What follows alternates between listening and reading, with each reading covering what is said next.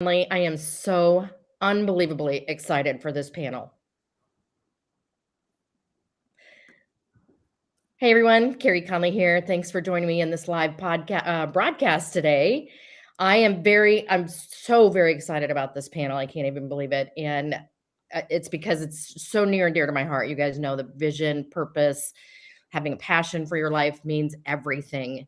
And these people that I'm bringing to you today are on fire with helping young adults and people their age with vision and purpose and passions. And I'm going to have them introduce you here in a minute. But I want to take a second and tell you why I decided to do these panels all throughout the month of November. This is my last one today. It's we started with this several months ago with my podcast team, who I have to give a great big shout out and a big thank you to right now, because doing these live broadcasts has been a lot of extra work. So I appreciate them so much. We started this podcast a year ago on 11/11, and it's called Moving Through and Beyond. And the purpose of the podcast was to bring on guests they've had some sort of adversity in their life and they're willing to share and talk about it, be very transparent, and not only share their story, but to share a lot of encouragement of how they got through it, what's helping them now. Just really give a lot of tips. And it's been a wide variety of stories that we've heard throughout my year doing the podcast. And we've now reached over 35,000 views, I believe. And it's just rock and rolling. So I'm excited and I enjoy doing it. So we decided the way we were going to celebrate the year of success with the podcast was to do a summit this month called Hope and Healing.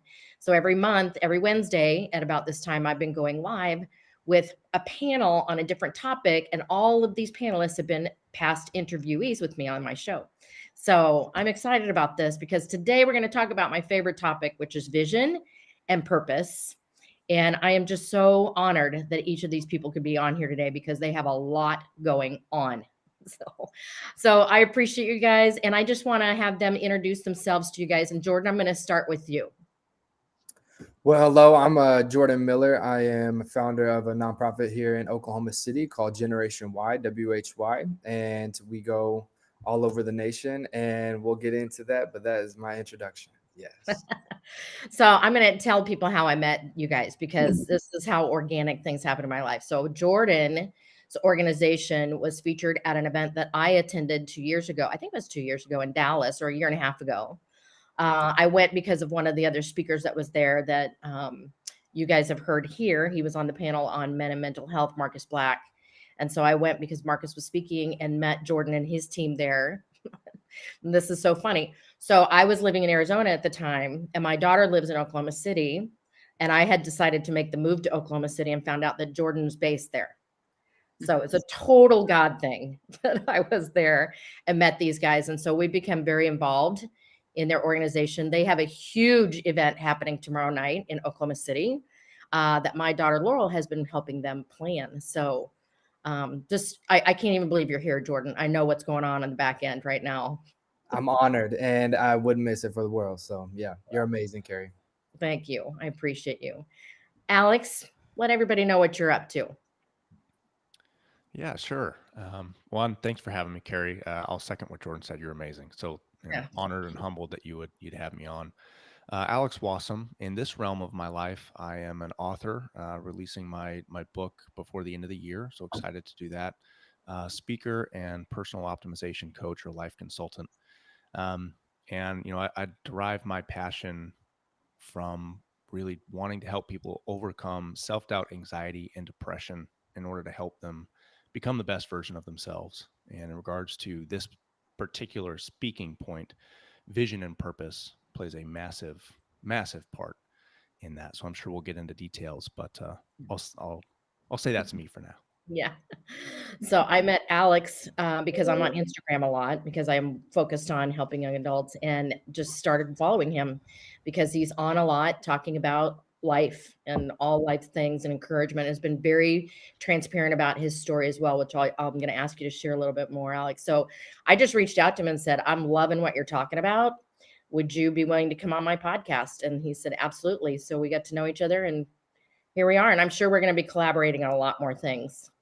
I sure hope so. What's the title of your book, Alex? I really love the title. Stronger Than Your Pain. Yeah. Oh. Love Yeah, that. that's kind of my personal brand, and we can get into how I got that, but um, Yeah. comes from my kids and some personal experiences. But that's the Yeah. mission: help people become stronger than their pain. Yeah. And this guy looks like he's in college and he has 3 girls under the age of 6 and a boy, baby boy on the way. Pretty Yeah, impressive. it's a busy chapter right now, for sure. I'm envious. I love that. Bobby, good morning. How are you? Good morning. I'm great. Thanks, Carey.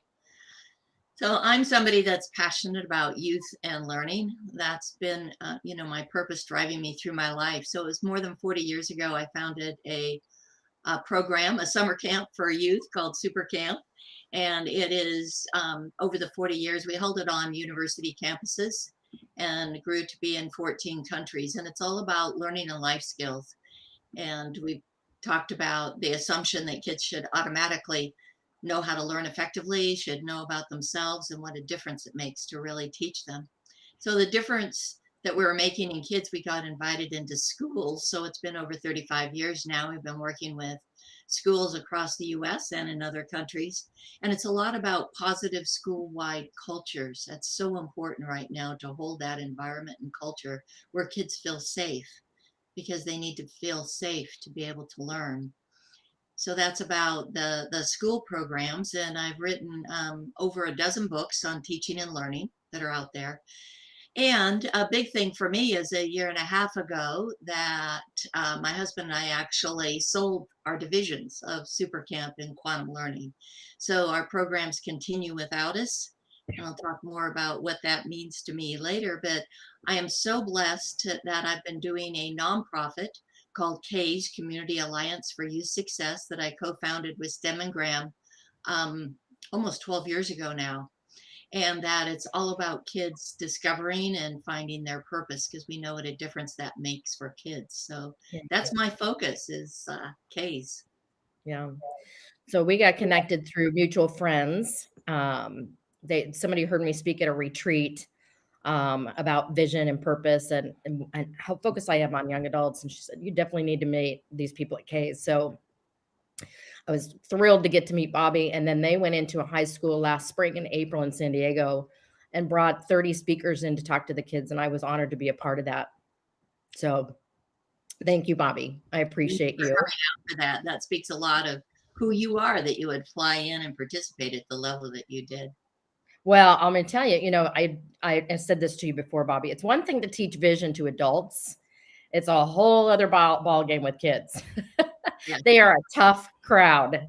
But it was very eye-opening for me to see how they filtered the information. So it was an honor for me to be there. Thank you so much. Yes, thank you. Jill, you're rocking and rolling in Arizona with your girls. I Tell us am a little bit about you. rocking and rolling. It's so wonderful to be here with you, Carey, and to all of these other incredible panelists. What a treat for me. Thank you. I'm honored. I am a co-founder. My other business partner wished she could have been here, but we're dividing and conquering today. We have a company called Girls Mentorship, and we teach life and personal development skills to tween and teen girls.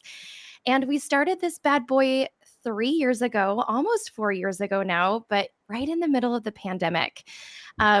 Myself and Mary, we founded and just dove headfirst into personal growth and development for ourselves about 10 years ago, and it completely changed our lives. And we spent a lot of time together during the pandemic because we both needed friends. I was raising 2 young boys at the time and needed some adult interaction. And we looked at each other and we were like, you know what? We're going to be okay in this. And what happens? What about the kids out there who don't have the skills and the knowledge and these abilities that we have to really overcome something like this? So we kind of set out on this journey. And why girls? Because we get that a lot, is because we are girls. We still have that inner child in us. And man, if we had someone like Mary and I in our lives growing up, things would have been a lot different. So we are so Mm. passionate about kiddos and girls becoming the best version of themselves. And this conversation is going to be awesome today because we're so passionate about it. Well, you guys are certainly making a huge impact with the girls, and my daughter Laurel and I got to come and speak to the girls on vision and how to write a vision for their life at one of their camps a couple of years ago, and it was so much fun. So It was so awesome. already this is so good. So I would love it if I can. I'm going to start with you, Jordan, to talk a little bit about your path and what led you down this purpose that you have. Share a little bit about your story, if you would. Yes. My name is Jordan Miller, and I just love to get right into it. I usually say 3 things about me whenever I'm talking to kids for our assemblies. And my 3 thing is I'm short, I have glasses, and I like to make people feel awkward. And that's how we jump right into things. We don't want people thinking that we're just super cool and have a whole lot of talent. We want to start with a transparency. Okay. And we believe once you are able to get to that place of transparency, you can be able to find freedom and connection. And so my wife says all the time that you connect, or you inspire with your strengths and you connect with your weaknesses. And that's where my wife is the motivator in here. So, but I would say whenever we first started as Generation Y, it started basically from my story, and my story started with the burden and urgency to start something like this in 2017.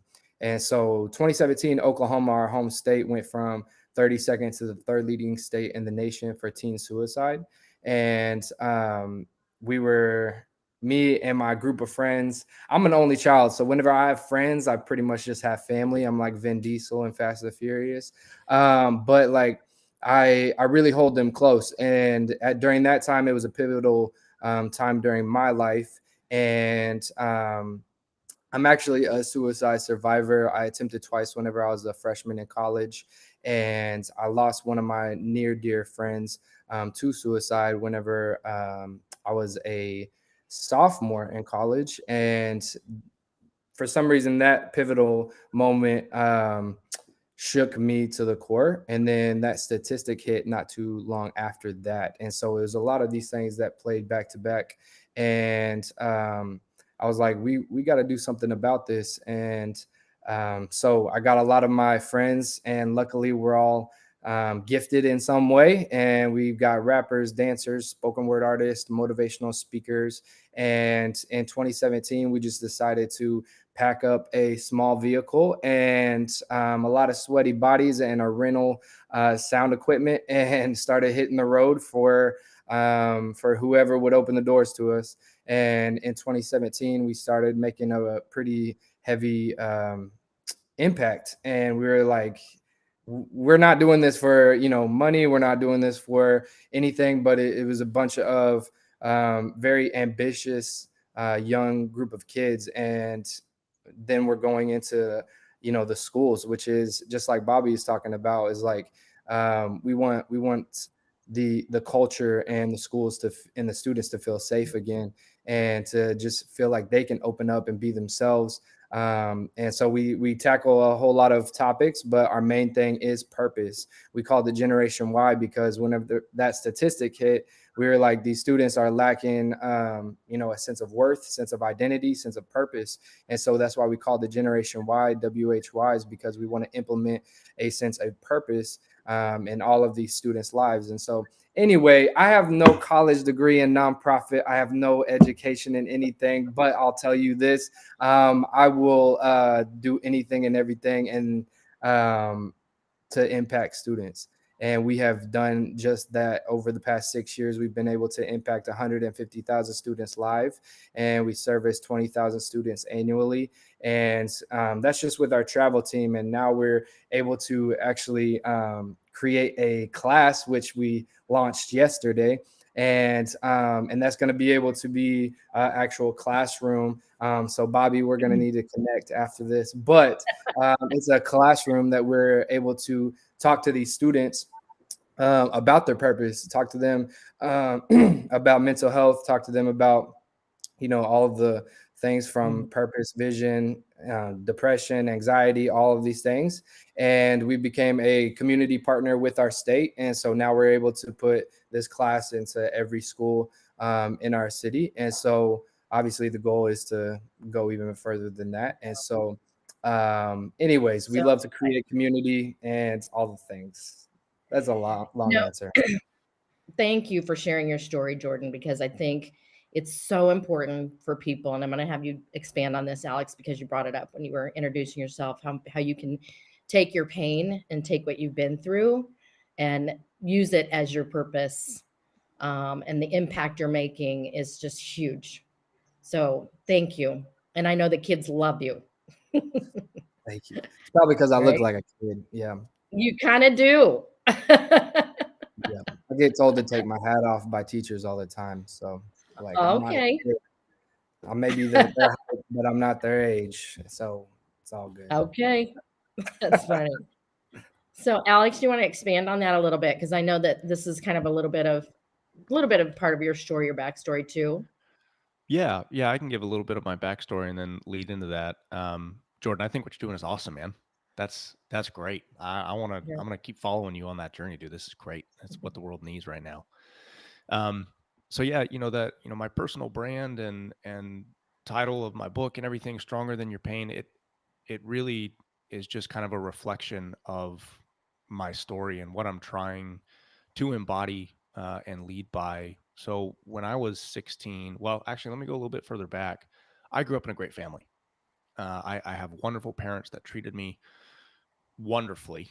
I grew up with a bunch of friends in a very affluent space, great education. I had a ton of opportunities, played all the sports I wanted to, was captain of my teams. Everything was great. I was a social butterfly at the time. Life was good. And when I was 16, my grandmother was diagnosed with cancer, stage 4 melanoma, and 4 months later passed away. And that process of her passing away led to me asking a lot of philosophical questions of, where do we come from? Why are we here? What is the point of life? And if somebody as wonderful as my grandmother, who I saw as one of my personal heroes, could wrap up an entire life, a beautiful life, that was cut short at 72, but if she could wrap up that life in a torturous 4 months, what is going to be left for me? I just could not wrap my head around how that was an option in this life. And as I was asking those questions, I really wasn't finding a lot of answers. And at 16, I didn't have the tool set. And the people that I was around, to no fault of theirs, but they didn't have that tool set either. Just a different generation, different ideas, different view on life. And Mm. that's okay. That works for them. But it didn't work for me. And so I was constantly searching for what is my purpose? What is the purpose if all we're going to do is die and, as my dad put it, just be worm food? And that thought process then led to, well, if the whole point is to die, then I can get to the finish line faster. And I was reaching for some semblance of control when everything else felt out of control. And the thing that I could control was my destiny at the time. And that led to a suicidal depression. So when I was 18, I was dating my girlfriend at the time and was in my process of attempting suicide when she walked in on me and thankfully saved my life. And Mm. it was seeing the pain that I had caused her from her perspective, almost like an out of body experience, that kind of shook me awake and said, Alex, this person who is obviously seeing you at your lowest point loves you and sees value in you and wants you to stick around. There's got to be something to that. Why? Mm. What does she see? You need to figure out what she sees and you need to see it for yourself. And so that led me down this path of self mastery and striving to find my purpose and develop a vision for myself And through my late teens and early 20s, started grasping for tools and philosophies and theologies and a belief system and a group of like-minded people that could help me wrap my head around, how do I do this? How can I become the person Mhm. that I know I'm capable of becoming? If I can Mhm. visualize the best version of me and I can see where I am now, how do I close that gap? Yeah. And that that has kind of become the embodiment of stronger than your pain. You are capable of becoming somebody amazing, but we have to be able to narrow that down, right? The vision is victory. You have to be able to visualize who that person is becoming and then create the path to get there in order to become stronger than that pain, because you're going to need Right. that strength to get you through it. Thank So you. that's, that's kind of the brand, the Yeah. message, the story. And I'll scream it from the rooftops: you are stronger than your pain, and if you're not yet, that's okay. You're capable of becoming so. Yeah. But thank you, Alex, for sharing your story. And the key thing that you're sharing here is that, this is why my tagline is "Vision is Victory," Mm. is because I know that when you have a clear vision, it will get you through just about anything. And all of you here are just such great testaments to that. And I know, Joe, I'm going to bounce to you now that this is a big part of why you're pouring into these girls, It right? totally is. Yeah. Well, and I think what's interesting is that there's two of us. So, yes, you're only seeing me on this call, but my partner in this, she comes from a completely different background than I do. Mm, Similarly to Alex, I also grew up with an incredible family. I had everything that I needed and wanted, and I got so much love in my youth and in my childhood. And really, what turned for me was when my parents got a divorce when I was 18. When I went off to college, I then came home to two different homes. I came home to two different people, and my parents were then dating other people, and it was like I did not know what to do with myself. And in that moment, I decided that no man was going to be worth my time. And from that moment on, for the next 5 years, I really self sabotaged every relationship in my life. So that's a little bit about my story. And then Mary, she unfortunately grew up in a really tough in a really tough family. Her dad was abusive verbally, emotionally, mentally. Not to her, she was exposed to that, but to her mom and brother. And she had to literally learn how to fight for her life. And her parents got a divorce at 9. So, really just trying to like scratch and claw our way to what we're all talking about of like, what's the point of life here? And is this as good as it's going to get? Is this really kind of the cards that we're dealt? And like, are we going to be the victims of our life, or who and how are we going to figure out that there's more to life without us living in a story that we've really created for ourselves? mhm. So once we dove into personal growth and development, it was almost like Taylor Swift wrote that song for us. Like, hi, it's me. I'm the problem. It's me. I'm like, whoa, Taylor, like, how did you get into my head? But really, when we started turning the mirror onto us and stop pointing the finger to blame and taking radical responsibility and learning how to cope in a positive way and to lead our life with integrity, it started to really just, I mean, talk about freedom. That's the word that comes to mind for me. Did I have all of the money in the world? Did I have the relationships? No, not yet. But we were working at it one day at a time. And sure enough, we started building community, and we're getting the jobs and we're getting the things, and things are starting to really unfold for us, and in our own separate ways. And then we found each other at Lululemon. I hired her back in 2016, and although we were friends at the time, I knew there was something more in me to take what I learned in the four walls of Lululemon to say what else is out there for me. And I grew up Mm. with a teacher. My mom's a teacher, and so is Mary's mom, ironically enough.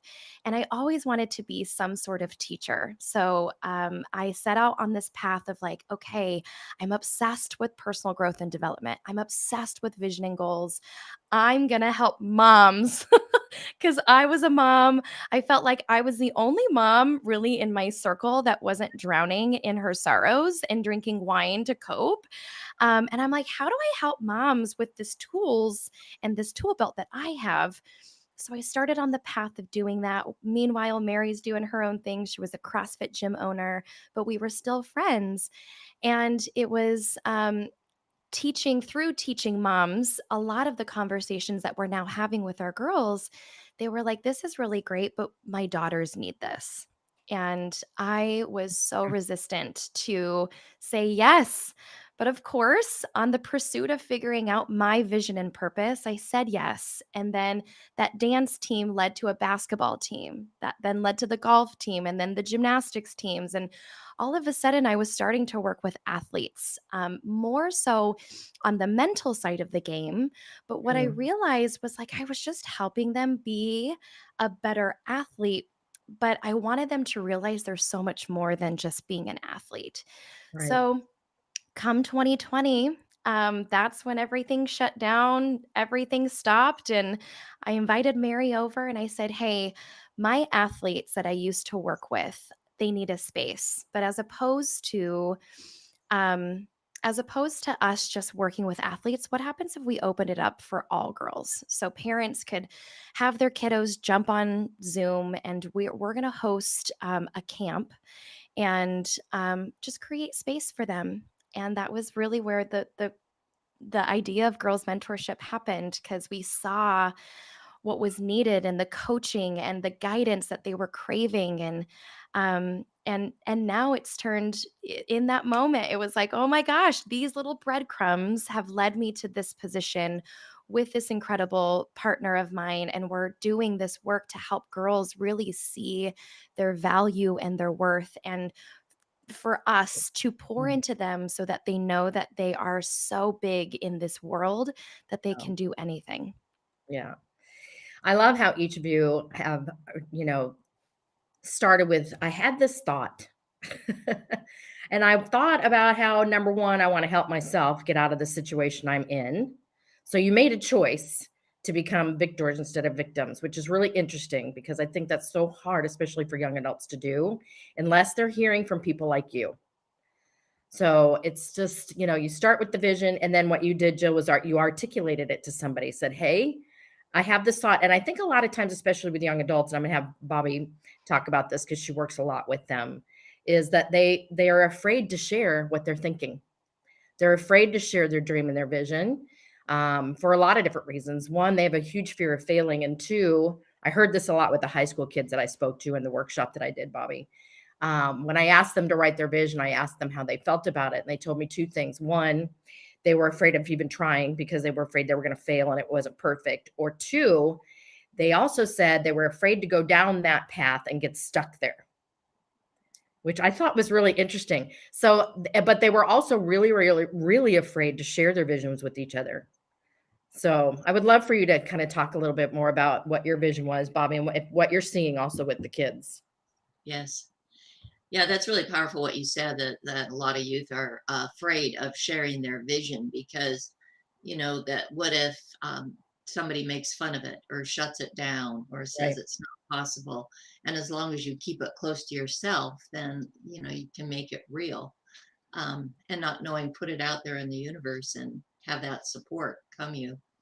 When we talked before, a little my story is I married very young and had two children right away and was very happy doing that. And you said all of us had a thought come, and I look at it as something in my gut. I had a gut feeling, I go about my day. Everything is just fine going about my day. And then I'd feel this in my gut of, wanting something more.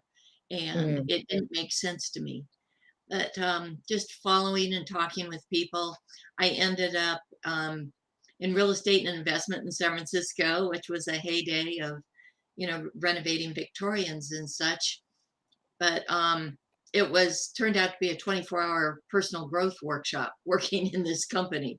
We were using win-win, we were using be responsible for results, all those things. This is in the 70s. It was not well known or popular back then.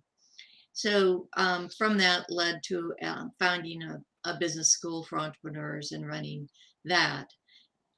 But the big thing for me was a devastating year when I lost everything. It was through investments that went south, and all on a big scale, a very public scale, in a short period of time. And during that year, that I lost all my possessions down to personal possessions, my home, everything went. I got divorced. And it was a very difficult time. And all I had was my car and some possessions, and went and stayed with a friend. And during that time of quiet, working at healing myself, I found that people took away everything from me, is what I felt. They took away all my possessions, but what they couldn't take away was me. And that's where I really got that knowing yourself. It's like my dreams, my skills, my vision, who I am as a person, they can't take away from me. And that was my biggest lesson of, who I am. And that brings safety in the world. You're safe when you know who you are. I could recreate because I still had my talent, skill, and vision. And so recreating that. And in one of my books, I say, knowing yourself so well that you know the difference that you're here to make in the world. And so what we do is having our students really go deep in who am I? What's my identity? And knowing your identity of who you are, those things inside. Because I built a company over 40 years, and it got international, and it got a lot of notoriety in a lot of places. And I was the founder, the owner, the president. And then I sold the divisions of our company. And then it gets to be, well, who am I now? What's my identity now? Yeah. Well, I'm still the same person. I'm still the same person that has purpose and vision and cares about youth and learning. And, I have all that. And I feel so blessed to be able to continue that on a volunteer basis now. And it's still all about youth and learning. So the who you are continues out in the universe. And just when you're very clear about who you are, then you find different forms to just continue the rest of your life in doing your purpose. So good. Because as I said, Bobby, when I asked the kids, why they were afraid to go in this direction, they felt like if they took one step in one direction towards like a career path, that they were going to get stuck there. And they literally said to me, what if I go down that path and I don't like it? And I said, well, guys, I'm 61 and I'm still recreating what I'm doing, but who I am has not changed. And I think they need to hear that more, because so much of this, especially in our educational system, which is why I'm so grateful for all of you for what you are doing, helping these kids do that they're not getting in their homes and in their schools, is teaching them that they have a purpose and a vision, and it's okay to be who they are supposed to be, not what they're supposed to do, right? Get the good grades, get the college degree, get the good job. My kids did all of that. And most people know my story that I lost my son when he was 25 to suicide. And I think a big part of that, and also my husband 3 years prior to that, I think a big part of it was because of who they thought they were supposed to be, especially in men. And maybe Jordan and Alex, you can chime in on this. I think so much emphasis is on what you do and how successful you are in the world. And so when that identity gets rattled, there's that who am I thing. So I'm thrilled that you said that, Bobby. And it's all about recreating and just following your purpose. So what's the one thing, you guys, there's so many things that I know that you are saying. to the people that you are impacting. But what do you think, just real briefly, each of you, is the one thing that when you teach that one thing, you can see that it makes the biggest difference? And so, Bobby, I'm going to start with you. Well, Since, that one thing is knowing who you are, and being very clear who you are. And then you're not reacting to negative responses from other people. You know, um, a friend, Terry Cole Whitaker, wrote a book so long ago, but I love the title is "What You Think of Me Is None of My Business." Mhm. The title of her book, and just being Mhm. really clear who you are and your clear purpose, and showing that, reflecting that to the world, and feel good about yourself. Right. How do you get them, Bobby? Just maybe one thing. How do you get them to really start following their own vision? What is one thing that you teach in your curriculum? Well, it is about knowing yourself so well. So it is about knowing your strengths. We do a lot of assessments, and there's a lot of assessments out there. And the real magic is how it's set up and how it's debriefed and how they reflect and how they talk about it. Then it Mm-hmm. becomes real to themselves. It's not just, I took an assessment and here's the label and that's who I am. No, you have to go deep, deep with it. It's in the deep and reflection, Mm-hmm. to really know who you are. So Right. I would say, go deep. And that's what we do to have, and it's not one thing, it's a continuous conversation. Right. It's not like, oh, here's my nice, neat who I am. It's like when you know your values and you know, what you value in the world, then everything that happens gets filtered through that. Right. Yeah, I don't have to question about how I'm going to answer, what I'm going to do, because it gets filtered through Mm-hmm. who am I and what do I value. Yeah. And I love how you get them to go deep and talk about it, go deeper, talk about it, because and Jill, you mentioned this earlier, so many of them are so disconnected now, unfortunately, because of the digital world we're in, that they don't know how to be there for each other and to talk to each other without the devices. And that's been a huge feed into the depression and the anxiety and suicide. There's So Jill, what is one, huge I'm studies sorry, on that. Bob. Huge studies on that, the impact of Mhm. social media, the amount of time and the misinformation, and the others are better than me. Right. Huge impact. Yeah. So Jill, I know you do a lot of work with the girls on this. What's one thing that when you do this with them, you see the biggest shift in them? If are we talking about the conversation of the devices? One of the biggest things that we like to focus on is empathy. So the devices, and these kids aren't to blame. They're really not. They were born with a phone in their face, literally from the birth canal. It's like, look it, you're born, and here's this black device that is hitting you square in the face, and you're gonna grow up with it. But we're gonna make you feel really confused about how to utilize it, and how this is a part of our world. But really, to kind of play off of what Bobby just said, self-absorption is skyrocketing and empathy is plummeting. So when we read these statistics around kids being depressed and anxiety skyrocketing and the pandemic not helping, we were already in a pandemic and an epidemic before the pandemic, and it's just the pandemic really just kind of like raised more concerns for us. But what Mary and I really focus on is empathy, because we like to take selfies and it's all about me. And when we hear that girls are struggling making friendships and they're feeling lonelier than ever and they don't know how to show up in a room because they're comparing themselves to who they want to be online or who they're not online, it's teaching them, like, it's teaching them empathy Yeah. around loving who they are first, and then giving other people grace without pointing the fingers. And Right. Yeah, and letting them know that yes, you are special and important and amazing, but so are other people.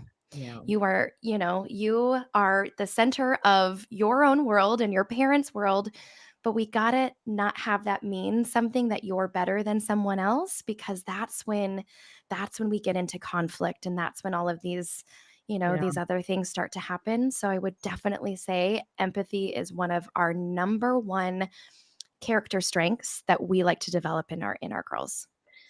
Girl, if they can learn this at that age, it's going to carry them so well in their adulthood, because as adults, it's harder to change those habits and those thoughts once they've been planted there. So this is huge. And I've seen you do that with the girls, and it's amazing what it opens up for them, how they turn around and support each other. So thank you for that. Yeah. Gordon, when you go into the schools, what is the one thing that you teach to the kids that you see makes the biggest impact, the biggest shift? They maybe even come up to you and say, hey, that one thing you just said just made a huge change in how I think. Man, y'all are all good speakers. I would say that the one thing that normally whenever we do our assemblies and everything, it's very testimonial based. So whenever we have our motivational speakers, they go up, tell their story, how they overcame things and found purpose and their why. And the number one thing that I usually say to these students is three things: is know your why, change your perspective, and then change your community. And so it's literally what everybody is saying on this panel is like, once you're able to fully understand who you are, and then nobody could tell you who you're not. And so you are able to take that all the way through your life. And then once you're able to know your why, then just like what Jill's saying, it's like I'm going through Bobby and Jill, but Bobby was talking about knowing yourself, knowing your why, and then Jill's talking about having empathy and all that. And that second point is changing your perspective. And now you take your why and you're able to utilize it to impact other people. And then the third thing is in changing your community. And so you go through those three steps, and these students will come up to you and be like, man, I just like what y'all are saying is like they're scared to talk about their vision, talk about their purpose and all that kind of stuff. And some of them may not be all the way scared of, failure. Some of them are like afraid of success. Just like myself, I was afraid of actually making it because I've seen so many leaders and influential people fail. And so I'm afraid of success because I don't want to fail or let down other people. Yeah. And so anyways, but for the students, that's a big aha moment. And along with those three things, along with my testimony, losing one of my friends to suicide, the biggest takeaway from that was he messages me on Facebook and I never messaged him back.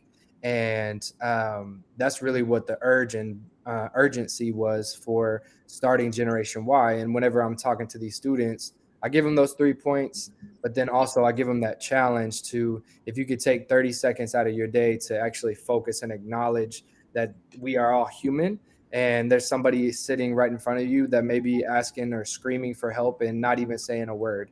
And if you can be able to see through that mask, and if you can be able to see a person where they're at, then you can actually see what they're going through if you just listen. And so I feel like a big part of communication is that listening aspect that we do not do most often, especially for these students. We're always consuming. And so whenever we're at these, assemblies, yes, we give, our testimony, but it's also sitting down and listening to what these students' needs are. And I feel like Generation Y is doing a really good job of that, is actually sitting down and seeing what the current needs of this generation is. And yeah, so I would Yeah. say those three things: knowing your why, changing your perspective, and changing your community, and taking 30 seconds out of your day to acknowledge somebody else. So good. So good. Such good tips that you're teaching these kids, Jordan, and communicating it to a way that they're receiving it, using their language, their vibe. It's amazing. So thank you. Thank you. So Alex, I'm going to wrap us up with asking this one last question. I'm going to start with you because one of the reasons I reached out to you and I started following you is because you and I use the same language when we talk about vision. And one of the things you and I talked about was having a written vision that is further out. Like I use 3 years. So when I ask people to sit and down and get really clear on the vision, I ask them to think as if it's 3 years out, and then think about how old they're going to be, how old their family members are going to be, because aging in time is non-negotiable, right? And the reason I do that, and you and I use the same language, we talked about this, once they see a vision further out in their life, they can reverse engineer their goals. Yes. Right. So I would love for you to expand a little bit more on that, and then I'll have everybody else chime in too. Yeah, absolutely. So I think it was Marcus Aurelius who said the secret to all victory lies in organizing the unorganizable. Something along those lines. I hope I didn't butcher that. But when it comes to creating this vision, that's really what this is about. Writing all of this down to organize the unorganized. The future at this point, completely unorganized. And let's be honest, it's unorganizable, but we can strive to organize the best that we can. And I actually got this from my dad, who said, Alex, what kind of lifestyle do you want when you're 30? You have to work backwards from there. Otherwise, you're going to be wandering. And it took me a long time to figure that out, kind of tying what everybody was just talking about. At your 18 to mid 20s, one of the pieces of advice that I give these people to create that vision is fail at who you're supposed to be. I want to reframe that failure can be a good thing. Who you're supposed to be is based off of everybody else's opinion of you. That really doesn't matter. Let's kick that out for a second. Let's use failure as a good thing. Don't be afraid of failure. Fail at who you're supposed to be. And let's start talking about who you're meant to be. So one of the things that I like to do with them is have them go sit down for 30 minutes and write out the best version of themselves. And for the young adults, they may not know who that is. So you can go through the process of elimination saying, who are you not? Who don't you want to be? If you don't quite know who you want to be yet, who don't you want to be? And then once you have that figured out, to everybody else's point, now you can start visualizing that person you want to be in 3, 5, 10 years. At my age, I'm looking to 40. I've got 6.5 years till I get to 40. So for me, that's my vision. I have it written out, who I want to be, the virtues I want to embody, the kind of father I want to be, the kind of man I want to be, the kind of business I want to have. Now I can reverse engineer that. How can I complete that now 6-year vision in 3 years? How can I continue to strive to make process? What do I have to do in the next year to get there? What do I have to do on a quarterly, a monthly, a weekly basis? What can I do today to do that? And the reason that that's so important, and there have been a lot of really cool studies on this, is if we don't tie our current self to our future self, our brain actually visualizes our future self as a stranger. So we feel as if all the work that I'm doing now is going to be recognized by somebody else that's not me. So if we can't bridge that gap between future you and current you, your brain is saying, it's not worth the effort because we're not the ones receiving the reward for all that we're doing. And let's be honest, it's a lot of hard work to become the best version of yourself. It is not an easy path. That's why I call it the forging process. It's a fire, man. It hurts, right? It's hard, but man, is it rewarding. And so as you write these things down, you truly describe who you want to become, what you want to do with your life, how you want that life to be lived, what your legacy is going to be, whatever you want to call it. And you can reverse engineer that, write it down, put it on your whiteboard, print it out, have it in front of you. I have it all over my office and here in different spots. It's constant reminders of what do you need to do today to act in order to become that person. And if you don't, you're wandering. Yeah. Yeah. Thank you, Alex. I call it drifting. And I use that word a lot when I talk to young adults. Because when I use it, I can tell that I've hit a nerve because they'll look up at me and go, oh my God, that's totally me. Like I'm just going day by day. When I ask them to think 3 years out, they're like, dude, I don't even know what I'm doing 3 months from now. And it's okay for a while, but they hit a point where they start going, you know what, this hurts. Like I don't know my purpose. I don't know who I am. And that's where it's that spiral. So thank you for that, because a lot of people don't understand the reverse engineering thing. but it does take a lot of the overwhelm out of things. So thanks, Alex. So I'm going to wrap up with just asking you guys, Jordan, Jill, and Bobby, for one last point that you would like to share, especially for young adults, on the importance of having a clear vision. Take a couple minutes each of you guys to do that. And then I have an announcement I want to make before I wrap up the broadcast. So Jill, I'm going to start with you. Okay. Alex, you inspired me. I was actually taking notes when you were speaking, so thank you. But you inspired Glad. me with what I want to share. And it came to me because this is what we tell our girls all the time. And it came because of a personal experience in my life.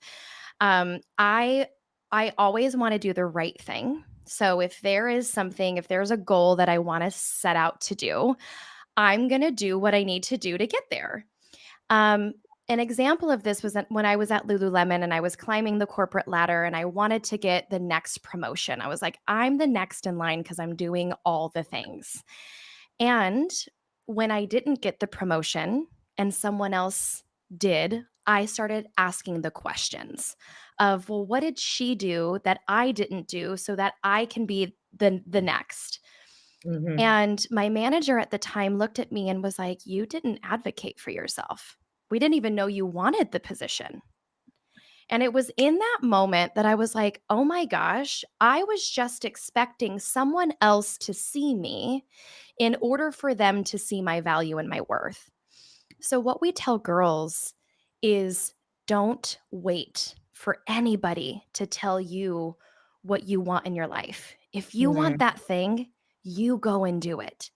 Your mom's not going to read your mind. Your teacher's not going to read your mind. Your friends aren't going to read your mind.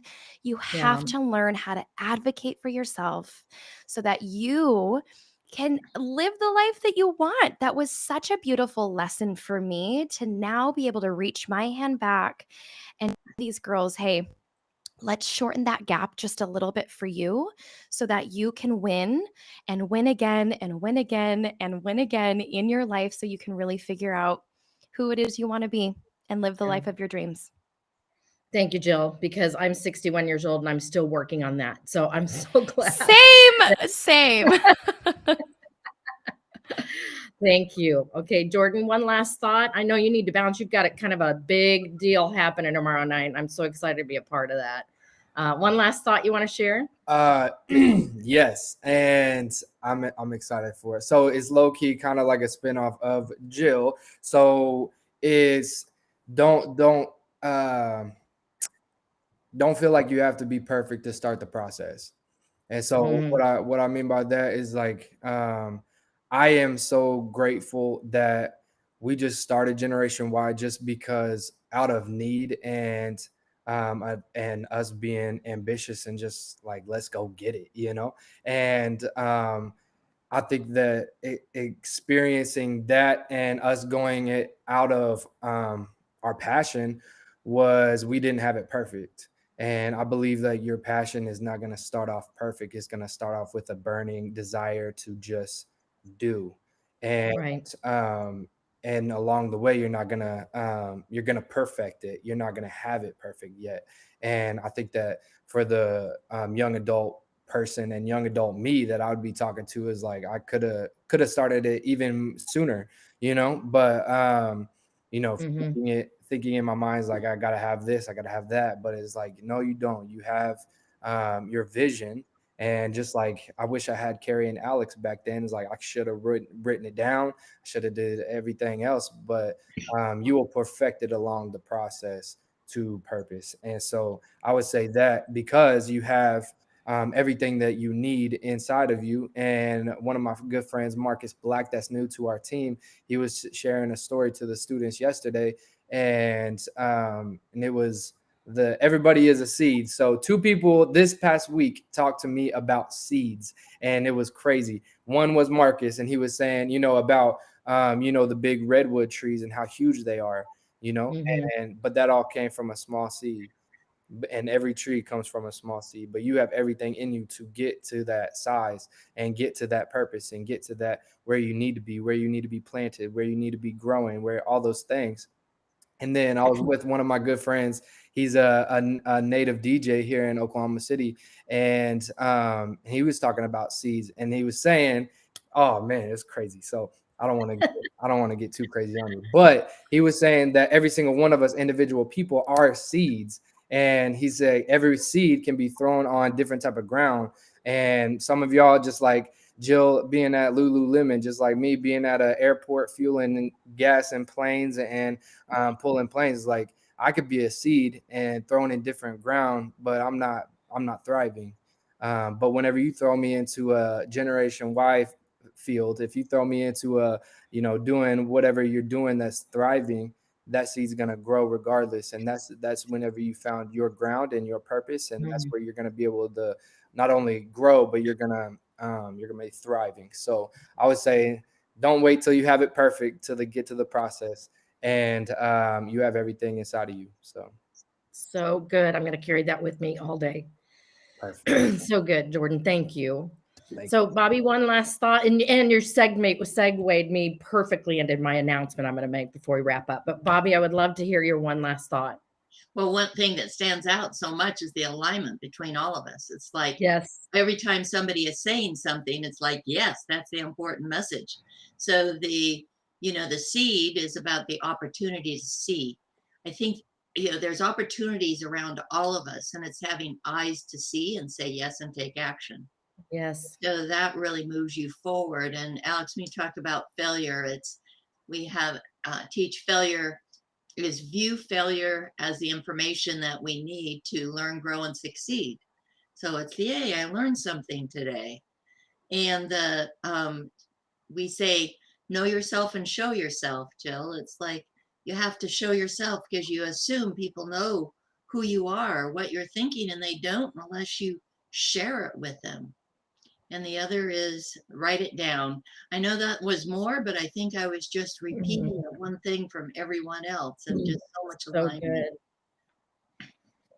Oh, so good, you guys. I told you this was going to be an amazing panel of people, and that bringing you all together. I had no rhyme or reason for that. It was just a God thing. So we probably birthed a whole new business out of this conversation today with the 5 of us, because that's what we do as entrepreneurs, right? So I thank you again for being here, you guys. And I want to just tell everybody that one of my visions for a really long time is to create a community for young adults. And when I say young adults, I'm meaning early 20s to early 30s, because I kind of feel like there's a lot of work, really great work being done for teens and kids. But I feel like there's a gap with that age group. And there's a lot happening with them right now, a lot happening.